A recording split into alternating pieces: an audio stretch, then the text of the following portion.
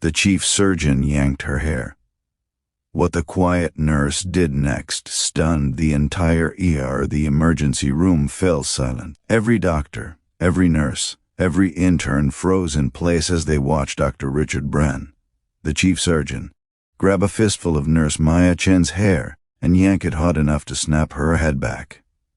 Her scrub cap fell to the floor. The surgical tray clattered. And Maya, the woman everyone called the quiet nurse, just stood there with tears streaming down her face, saying absolutely nothing. What happened in the 60 seconds that followed would become a story whispered in hospital break rooms across the country, a story that would change not just one man's career, but dozens of lives. But to understand what Maya did next, you need to know who she really was, because the world was about to discover that quiet doesn't mean weak, and kindness doesn't mean powerless.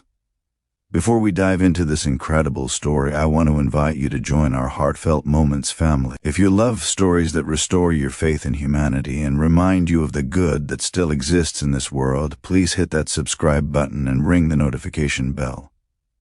Drop a comment below telling us about a time someone's kindness changed your day. And if this story touches your heart, give it a like so we can spread this message of hope to even more people. Now let's get back to Maya's story.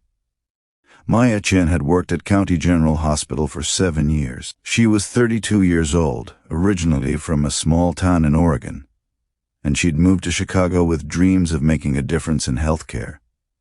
But Maya wasn't the kind of nurse who commanded attention. She didn't have the loudest voice in the room. She didn't push her way to the front during emergencies.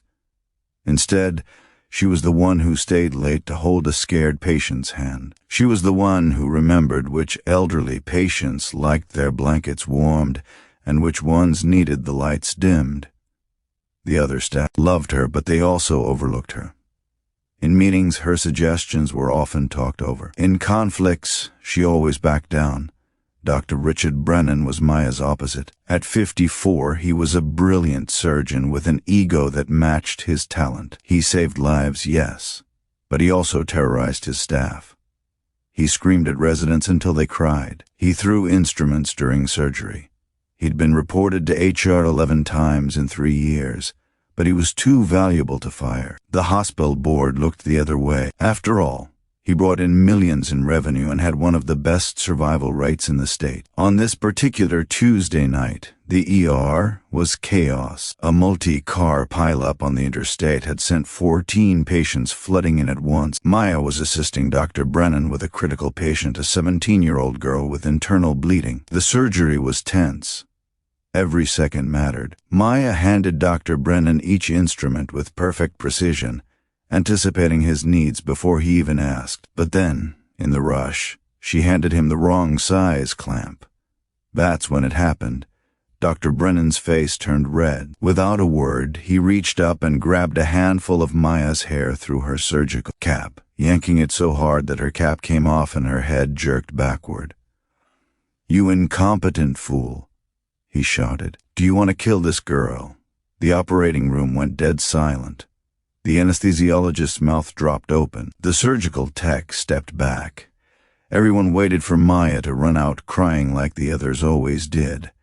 But Maya didn't run. She slowly bent down, picked up her scrub cap and tied her hair back. Then she looked Dr. Brennan directly in the eyes and said in a calm, steady voice, "Dr. Brennan, we have a patient who needs us.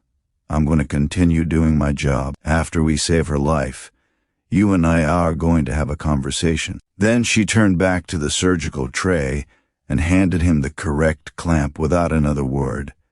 The surgery continued. They saved the girl's life. And when the last suture was tied, Maya pulled off her gloves, walked to the scrub room, and waited. Dr. Brennan followed, ready to either apologize half-heartedly or defend himself. But what Maya said next shocked him completely. "Dr. Brennan," she began quietly, "you're an incredible surgeon. I've watched you save lives that other doctors would have given up on. But you're also broken inside, and you're breaking everyone around you." Her voice was gentle but firm. "I don't know what happened to make you so angry, but I do know this. The people here deserve better."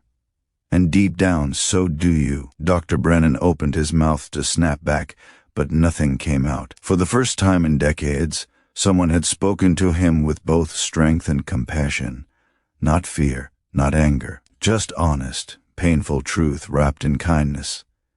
"I'm reporting what you did tonight," Maya continued, "not because I want revenge, but because someone has to stop this cycle. But I'm also going to recommend that the hospital offer you counseling and support instead of just punishment, because I believe people can change when someone believes in them." What happened next became legendary at County General. Maya filed her report, but she also did something unprecedented. She started a petition signed by 43 staff members requesting that the hospital create a wellness program for physicians dealing with burnout, anger, and trauma rather than just punishing them. She turned her pain into purpose. The hospital board couldn't ignore 43 signatures. Dr. Brennan was suspended for 3 months, but he was also offered therapy and anger management. To everyone's surprise, he accepted. 6 months later, Dr. Brennan returned. He was different, quieter, humbler. He personally apologized to Maya in front of the entire surgical staff and started a mentorship program where he taught young surgeons not just technical skills, but how to treat their teams with dignity. Maya eventually became the hospital's patient advocacy director. She created programs that protected nurses and staff from abuse and established support systems for healthcare workers' mental health.